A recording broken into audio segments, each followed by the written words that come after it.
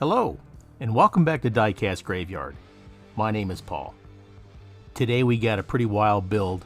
We've got a Johnny Lightning Smuggler. Now, this is a pretty wild car, and it was produced in 1970. It's got a keg of moonshine in the back, which is pretty wild considering that this was a toy for kids. But it's got some paint missing, it's definitely got some toning, and we got some cleaning up of this casting to do. Well, let's go ahead without hesitation and get started.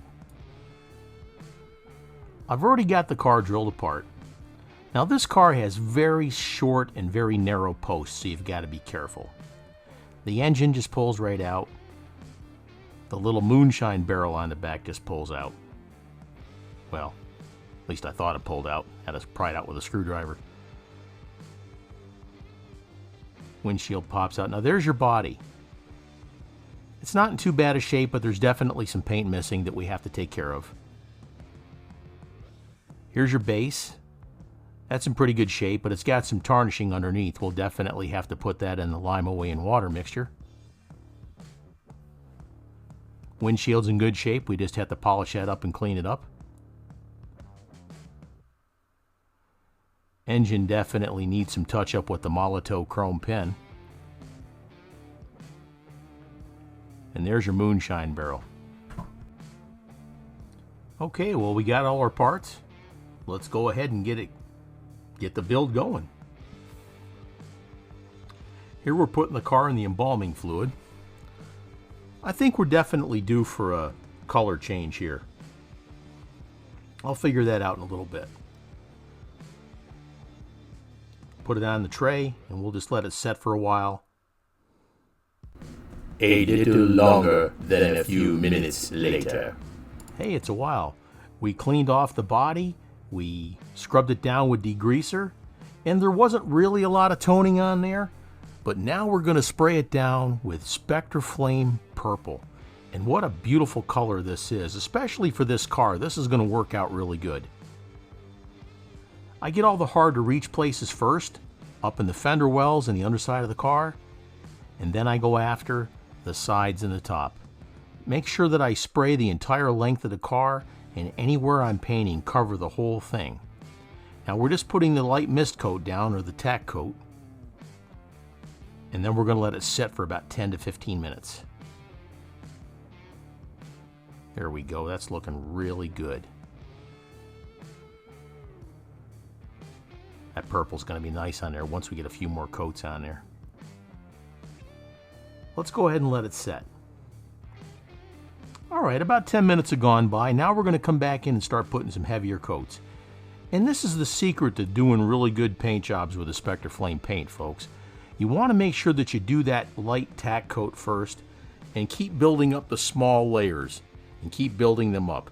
That way there you can have a nice buildup of the paint slowly, and the paint won't run. But then as you get towards the end of the paint job, that's when you want to get your good saturation coats. Now, not enough to where it's going to run, but enough to where it's going to look wet. And that's the way it'll dry too. It'll be nice and shiny, and it'll look super. Man, that's starting to look nice already. Look at that beautiful Spectre Flame paint. And you can get that from the Redline shop. That's where I get all my Spectre Flame paint from. John at the Redline shop will take care of you. He's got a lot of great product. The very next morning.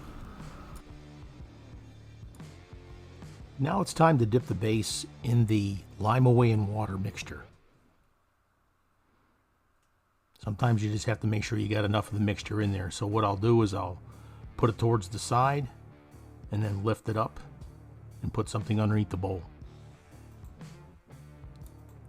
We're going to let that sit in there approximately 3 minutes.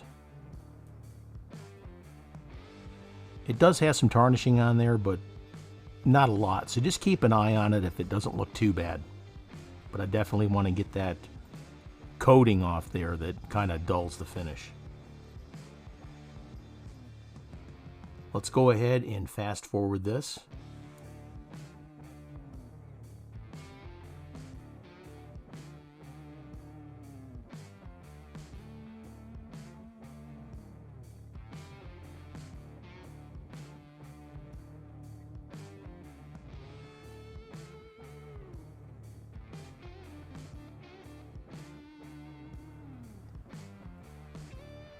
That's been approximately 3 minutes. Let's go ahead and get the brass brush and we'll start scrubbing on the base.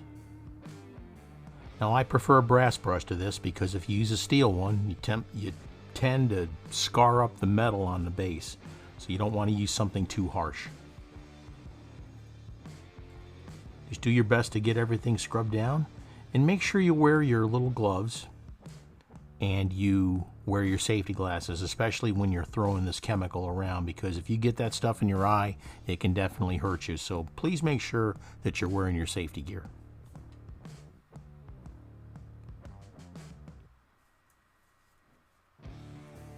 Just keep scrubbing, keep looking, dipping it in the mixture to rinse it off. There you go. That's looking pretty good. Okay. Let's rinse it off with water and move on. Here we got the Molotov chrome pen. Now we're going to touch up the engine. Don't forget to hit that subscribe button and click on that little bell to be alerted to any future videos that come out. Man, these pens are fantastic. They're one of the only true chrome finishes that I've found that actually looks really nice when it's done. You just got to be sure that you don't touch it while it's drying. Even after it's done, you don't really want to touch it because the oils from your fingers can definitely affect it. We'll leave that on there for a while and we'll let that dry, but that's looking really sweet. Now these pens aren't cheap, and you can get them at Hobby Lobby or you can get them on Amazon. That's looking good. Here's the windshield. We got some of the Meguiar's Plastex polish. I don't think we're going to have to dip this in the gauzy. I think it'll be fine with just the polish. So let's go ahead and clean it up and do the best we can. Just rub it down and keep checking it. And you got to be careful here because if you rub it too much in certain areas, you can snap that plastic. You just got to be careful with that.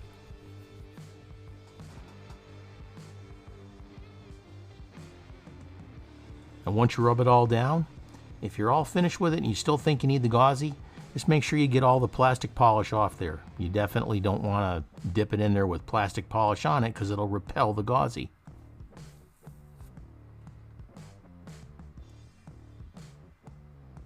That's looking really, really good.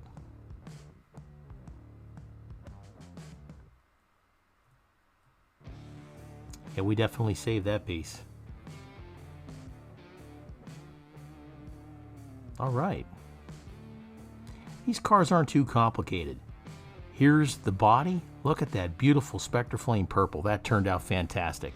I'm very happy with the finish on that. Here's the base with that chrome engine redone in the Molotov chrome pen. The tires look good. That's fantastic. The windshield, the plastic, that turned out good after we polished it up. And there's your moonshine crate, cask, whatever you want to call it. And that's ready to go back in. Let's put it together and have our reveal. And here's what we started with. This Johnny Lightning Topper Series Smuggler. It had some paint missing. The wheels needed to be touched up, the engine needed to be touched up, and everything else needed to be polished and cleaned. But definitely it is worth restoring for your collection. And here's what we got to. Look at how nice that turned out. That beautiful purple Spectre Flame paint. The tires we cleaned up, they look fantastic. The engine with the Molotov chrome pen, that looks fantastic. The windshield looks brand new. And we put the keg of moonshine back in there so the smuggler can get back on the road and do what he needs to do. What a fantastic time this was. Now these Johnny Lightning cars are very simplistic, okay? There's not a lot of parts to them. Not like the Hot Wheels where you got a separate interior and a separate plastic windshield or any other accessories that come with it. It's definitely different. Now with the Johnny Lightnings again, if you're missing parts, you're probably going to have to get a parts car in order to restore these for your collection because there really isn't any parts available. Eventually, there will be, but right now there's not. That's why you're going to have to get a parts car. But they're definitely worth it, especially if you like these old Johnny Lightning cars. They're fantastic, and this one turned out great. Join the team. You'll help the channel by helping me get the supplies that I need to keep the YouTube channel going. Now, what you receive in exchange: you'll see videos at least a day or more in advance, sometimes sooner. You'll get personal advice from me about your own diecast hobby. I'll be available for video one-on-one help if necessary. There'll be prize drawings once a month. You'll get exclusive custom offers only available to members, and many, many more offers. Now, I'd like to take this time to thank my current Patreon subscribers: Grim Reaper level, Mr. William K7 Robinson, and Mr. Dale Johnson. Mortician level, Jake Rademacher, Ray Berger, Air Warrior Coffee Company, Ricky Montalvo, Jason Warren, and Sam Pascal. Thank you guys so much. Double B's Customs, check out his YouTube page. Diecast Sheriff, check out his YouTube page. Really, really fantastic builders. Dave Christensen and Ryan Goldstein. Gravedigger level, Aaron Murphy, Leroy, Andrew Hitchens, John Sellers, check out his YouTube page. Bob DeNice, Les Jenkins, Trevor DeViz, Grizz Flowers, Chris Decker, Keith Kripe, Johnny Hicks and his son William, Stacy Wright, Richie Ramos, Michael Oxley, and John Holman. Check out the Big Paw Garage YouTube page. Paul Bearer level, Gary Tasker and Daryl Begtel. Hearst Driver level, Jim Silva, check out his YouTube page. Richard at Michio Woods Garage on Facebook. He sells a lot of Hot Wheels, and if you're looking for something, he's the one you need to check out. Ronald Raby, Tony Hughes over in the UK, Wade Hendricks, Steve Terrence, the Diecast Pirate, Pin Tony, Scott Turner, Pete Langford, Joe Pierce, and by accident I left them out last time and I apologize, Adam Bowen and Richard Reese. Thank you so much for watching the video today. Join the team today. The link is in the comments section on how to become a Patreon member. I sure could use your help, and it'll keep these videos coming. Thank you so much for joining me here at Diecast Graveyard today. I had a fantastic time restoring this car. Now, I got a lot of other Johnny Lightning builds coming up, and I've got a bunch of other things coming up. We've got some build-offs coming up down the road. The holiday season is just around the corner here, and there's a lot of other things that are coming up. But thank you so much. Again, check out the Patreon link in the comments section, and just build away. If you got any comments or questions that you'd like to ask me, I read all the comments, I promise I do. So please check them out, and I'll get back to you. My name is Paul with Diecast Graveyard. I want to thank you for joining me here today and restoring this beautiful Johnny Lightning Smuggler. You all have a great day, and cheers.